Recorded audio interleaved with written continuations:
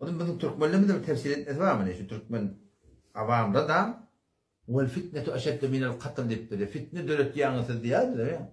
Siz borç verirseniz fitne diye da ne mi diyeyim? Şu biz hakikatimizde kep kurundur diye o hem fitne diye da ben şuna fitne diyeyim o tane peygamberden de anlaş fitne göre yok koyma var yani. Şu peygamberden tamam bir kursupturlar. Ma min nebiyyin illa kanu bihi yestehziun.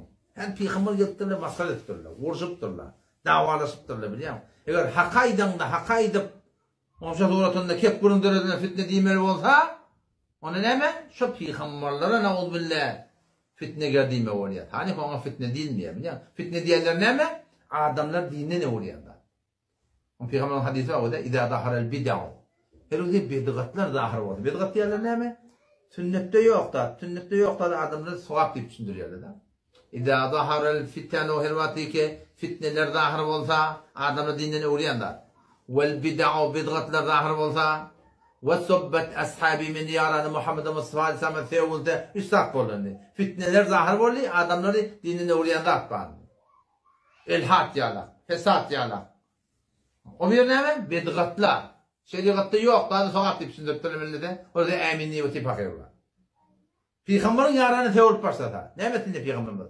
Ketlemen oturmalı mı deyiptir? Yok. Fel yudhirul alimu ilmehu. Oli ki almıma alımını aşikar etsin, ayetsın, ditin diye. Diyme ne o illem yapal zâlike diyme fe aleyhi lânetullah şu alama şu ahuna Allah laneti olsun diye peygamber.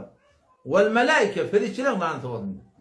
Vel nâsi ecma'in ansızının laneti şu ahuna olsun. La yakbalullahu lehu serfe ve la adda. Allah fardını kabul edecek ya. Fard arada olsun, fard namaz olsun, fard has olsun, fardlara her üşür olsun. Her rab olsun biliyor musun? Allah da şu ahunun fardını kabul edecek, nefilini kabul edecek diyor. O neredesin açacak ya? Biz ahun moğlu bolup hakka etmese bizim namazında peyda yok. 159. ayet Sure-i Bakara barda okuyun. İnnellezîne yektumûne bir şey ulamaları ki basarıyarlar. Ne mi basarıyar? Burada bellisi de şimdi basarıyarlar da. Bellisi de basarıp olmuyor. Belli de yapmayın aydınmalar şu. İnnellezîne yektumûne bir şey ulamaları ki basarıyarlar. Ne mi? Ma enzelnâ minel beyinâti vel hudâ. Aşkar delille var diye Huday Teala. Hidayetle var diye. Min ba'di ma beyyennâhu linnâsi fil kitab. Kitapta açıklayıp aydınlığı sonra basırıyan ulamalar var diye. Şunun hakkında ne mi diye Huday Teala? Ulaike yel'anuhumullah. Şu ulamalar ki hakkı bilip de basırıyanlar. Allah lanet edin ulamalar diye. Kur'an'a götürdü. Ve yel'anuhumul la'inun. Tamam ınsızcılar lanet ediyor diye. Ferişler lanet ediyor şu alim diye. İllellezine tâbu'yu ulamalar ki tövbe etsene diye. Basırmadan. Ve eslehu. Islah etsene diye. Ayet ne yaptılar? Fesat diyorlar. Bedgata eminlik dolun. Kabul olun diye de tarafı da yapın biliyor musun? Ve beyyinu açıklasalar diye biliyor musun?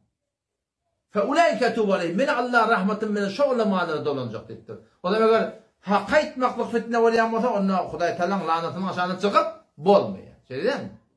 O şu tarzda muhakkakından böyle düşünmeliler.